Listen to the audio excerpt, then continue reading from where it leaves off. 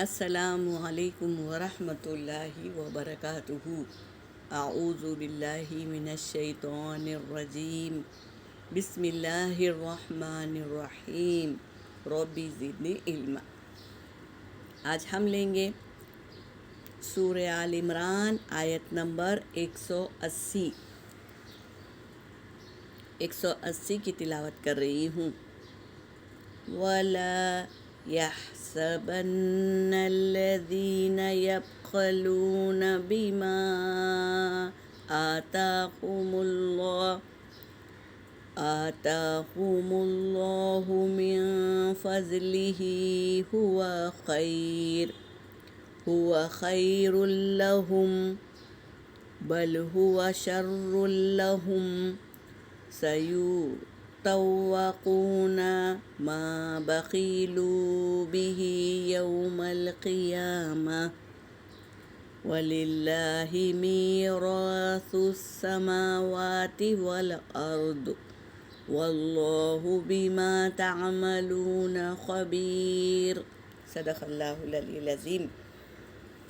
ترجمہ کر رہی ہوں۔ وا کا مطلب ہے اور یہ لا نفی ہے۔ ولا اور نہ، ہا سین با حسبہ یعنی گمان کرنا، اور یتان کا لگا ہے تو وہ کی بات چلے گی۔ یحسبن اور نہ وہ گمان کرے، الذین اس میں موصولہ ہے، جمع کا صیغہ ہے، جملے کو ملانے کے لیے آتا ہے۔ الذین وہ لوگ جنہوں نے، یبخلون کیا ہے، با قا لام اس کا روٹ ورڈ ہے، یبخلون وہ بخل کرتے ہیں، بخل یعنی کنجوسی، بما آتاہم اللہ اس چیز میں جو اللہ نے عطا کی ان کو، من فضلہ اس کے فضل سے، یعنی اللہ کے فضل سے جو عطا کی ہے اس میں بخل کرتے ہیں۔ ہوا خیر لہم جبکہ وہ خیر ہے تمہارے لیے۔ کیا ہے خیر؟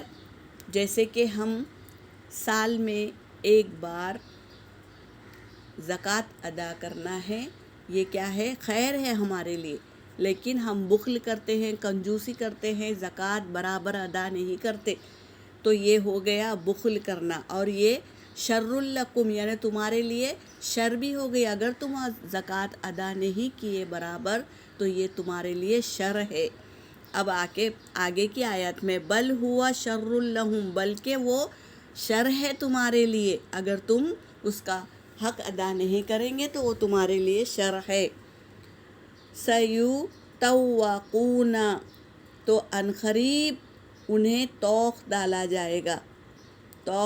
جائے گا، ما بخیلو جس چیز میں وہ بخل کیے، بھی اس میں اس کے ذریعے سے، یعنی ہم نے بخل کیے اور اللہ کے راستے میں خرچ نہیں کیے تو توق ڈالا جائے گا جو چیز میں تم بخل کیے۔ یوم القیامتی کب ڈالا جائے گا؟ قیامت کے دن۔ وَلِلَّهِ اور اللہ ہی کے لیے ہے، لام جر آ گیا ہے تو یہاں بات آئے گی اور اللہ ہی کے لیے ہے، میراث السماوات والارض سبھی میراث آسمان اور زمین کی اللہ ہی کے لیے ہے۔ واللہ اور اللہ بما اس چیز کو جو تعملون تم عمل کرتے ہو، خبیر خوب دیکھ رہا ہے۔ فائل پیٹرن پر لا کر بتا رہے ہیں خبیر خوب دیکھ رہا ہے، تو اللہ تبارک تعالیٰ خوب دیکھ رہے ہیں تم کیا عمل کر رہے ہو، زکوٰۃ ادا کر رہے ہو کیا نہیں، اللہ کے راستے میں خرچ کر رہے ہو کیا نہیں۔ یہ جو تمہیں مال دیا گیا ہے یہ اللہ کی نعمت ہے، اسے شکر کر کے اپنے آپ پر بھی خرچ کرو، اللہ کے راستے میں بھی خرچ کرو، اور جو احکام ہے اللہ کے، سال میں ایک بار زکوٰۃ نکالنا تو اسے خوش دلی سے ادا کرو۔ یہ ہے ہمارے خیر والی کام، اگر ہم نہیں ادا کریں گے تو یہ ہمارے لیے شر بن جائیں گی۔ یہاں پر میری آیت ہو گئی، وآخر دعوانا ان الحمد للہ رب العالمین.